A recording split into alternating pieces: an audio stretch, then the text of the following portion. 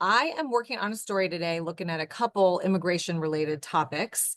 The first one I'll start with, what does it mean for the Trump administration to be able to have a little more freedom to deport people from Venezuela? I know under the parole program under the previous administration, a lot of people came in, were flown in from Venezuela.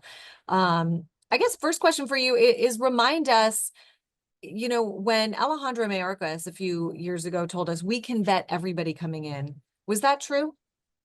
No, was not true. He stood on TV all the time, says that everybody's being released, being vetted. That's just depends what definition of vetting means. I mean, to me, vetting means make sure the guy, wait, make sure we know what his criminal history is, this national security threat matrix is. But we don't have access to foreign nations' criminal history. When they're talking about vetting, they're vetting them against NCIC and III, the state systems here. So unless they had a prior arrest in the United States, we have no history, so that's not truly vetting if you don't have a criminal history from foreign nations. Most foreign nations, especially Central America and South America, they don't have an NCIC like we got. Second of all, when they screen people to the terror watch system, most terrorists in this world aren't found in any database. Unless they're part of a T3 operation or a terrorist investigation or they're encountered by DOD on the battlefield and got a retina scan done, we don't know they exist. So the vetting was you can use the term vetting, but the vetting was so weak, it really wasn't vetting at all. And I think the IG, even the Afghanistanians they flew in, he said they were totally vetted. Even DOD IG came back, says they were not. So that administration, that's one of the many lies they pushed the American people. Yeah, I mean, it's interesting. We have to think about not only the system or lack thereof that they have in countries like Venezuela or Cuba or Haiti. We also have to think about the relationship between the U.S. and these countries. Remind us the relationship with the U.S. It's not like we're on, excellent, amazing terms with, Venezuela's government, right? Exactly. Look, Venezuela's not going to share national security information with us. Either as many countries that, Uzbekistan and some of these other countries that came across. Do you think China's sharing national security information with us on, the tens of thousands that came in? No, of course you're not. Or Turkey or some of these other countries or Syria? No. So that's why the vetting under that last administration was very, very weak. We stepped up vetting tenfold in this administration, but right now we got the most secure border in the history of this nation. We're not dealing with, you know, you know, an average day up to 10,000 illegal aliens crossing the southern border every day.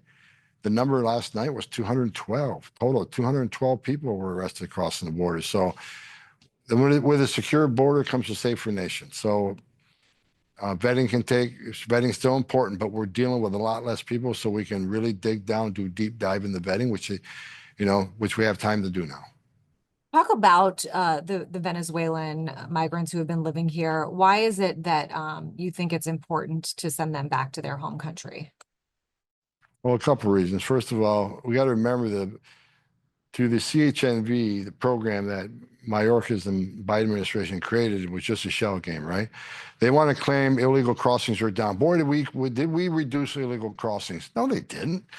They decreased it a little bit, but they created two programs. One's called the CHNV, Cuba, Haiti, Nicaragua, Venezuela. We'll bring 30,000 a month from the illegal alien population that will still be at the southern border. But you know what? We'll bring them into our airports. Then we'll take the CBP one app, the same illegal alien population south of the border. We'll bring thousands of them to the port of entry. And we'll call the CBP one and CHNV legal pathways, which they weren't. So it's the same illegal population. They created two buckets saying the legal pathways so they can say, well, the illegal numbers are down. No, the same amount of people are coming. They just came through three different buckets. So it was a shell game. But Venezuela, it's important. Look, most of that, I won't say most, many of the Venezuelans they flew in, they didn't fly from Venezuela. They came from Ecuador. They came from other countries because the Venezuelan nationals, many of them have already got due process in other countries, a safe third country living there. Many of the Venezuelans haven't been to Venezuela over a decade. So as again, another shell game. But look, temporary protector status means temporary protector status. I've been doing this since 1984.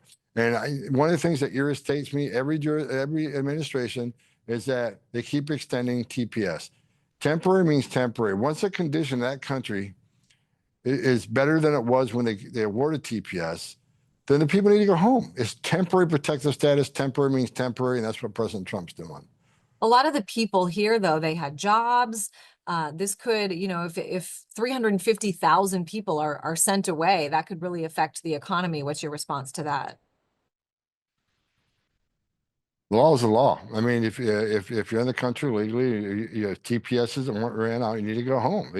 We're a nation of laws, and there's legal ways to bring employees in this country. There's the H-2A program, H-2B. I can sit there and name 20 different programs where you can bring someone in to do that job legally. Coming through the port of entry. What does that mean? It means they're not selling their everything they own and give it to the criminal cartels. To die in the river or die in the desert, be sexually assaulted members of the cartels. They come to the port of entry doing the legal way. There's a right way and wrong way to come to this country. If you want to come to the greatest nation on earth, you need to do it the right way. Because there are millions of people right now waiting in line, taking their tests, doing their background investigations, paying their fees to come to the greatest nation on earth. But you got 10.5 illegal aliens coming to the border that clogs the system up. There are people in the world right now that really need our help for asylum because they really are escaping fear and persecution from their home government. They're sitting in the back seat because millions of people came to the border and made a false asylum claim. So we're a country, it's a rule of law. We need to show there's a consequence for violating these laws. Let's talk about Train de Aragua. Obviously, like you knew probably a little bit about this gang before you officially took your new role as White House border czar. Anything that has surprised you about Train de Aragua and sort of their like system that they set up in the United States? No, they're very well. They're really very well coordinated. They're all over the country, and these groups are coordinated. They're like a Fortune 500 company. They got a business concept of how to come to this country and try to unsettle this country through whether it's forced sex trafficking, armed robberies, murder for hire. I mean, we just indicted 27 members of TDA in New York with the assistance from NYPD.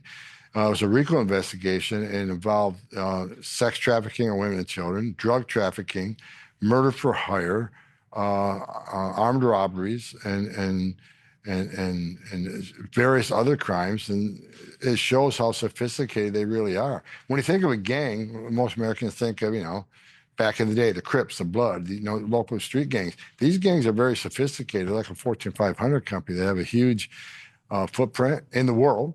And thank God President Trump came into power and we're taking them out. They're on the run right now, and they're hiding. You don't see them out there assaulting cops anymore. You don't see them out there on their mopeds ripping off people. They're on the run. They should be on the run. I'm not going to be satisfied till every member of TDA is eradicated from this country, along with MS-13 and other violent gangs. Excellent. Just a few more questions. I want to talk about the prosecution or the filing of criminal charges against Congresswoman McIver from New Jersey. She was outside of an ICE detention facility. She says she was exercising oversight. What is the position? What is your position on, people Well, Congress going? she wasn't outside the facility. She forced her way into the facility.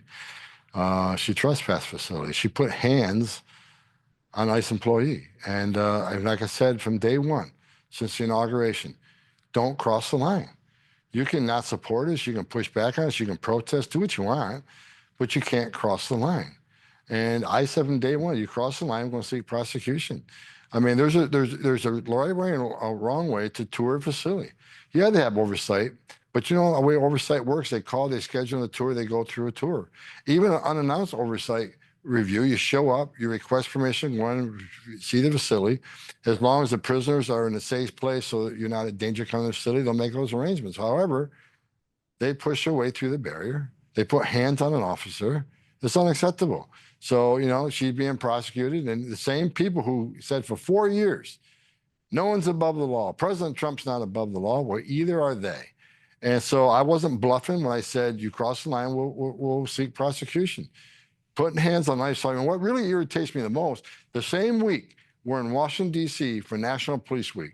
I went to the Border Patrol Memorial. I went to the ICE Memorial. I went to the Blue Mass. A week we're supposed to honor the men and women carrying that badge and making ultimate sacrifice. She puts hands on an officer. So, she should be prosecuted. We'll see how it plays out in court. I'm not a prosecutor, But I look at video, I can certainly see a video and see unprofessional criminal behavior, and and they're prosecuting it. So, God bless Alina Habba. I think she's doing the right thing, standing strong on this.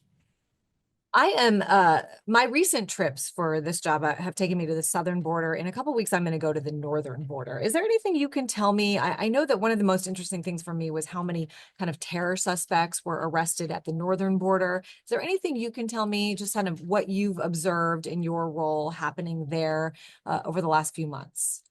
Well, the southern border, we're down 96%. Northern border, we're down 88%.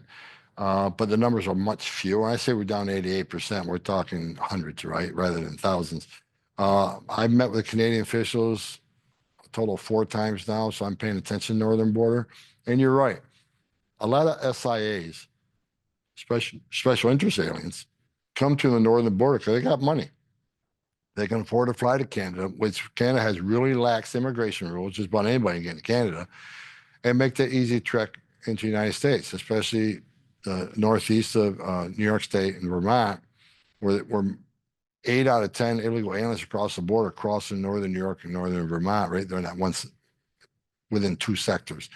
So we're paying a lot of attention to that. I met with Canadian officials last week about giving Border Patrol access to certain Canadian waterways so we can stop some of this crossings. There's a Indian reservation up there. We need to have better relationships with Indian reservations because a lot of the trafficking is coming through there. But we're paying attention. We're down 88%. I'm not happy with that. We got to do more up there. But Canada's making with Canada. They want to put more technology on their southern border. They already put more resources on their southern border.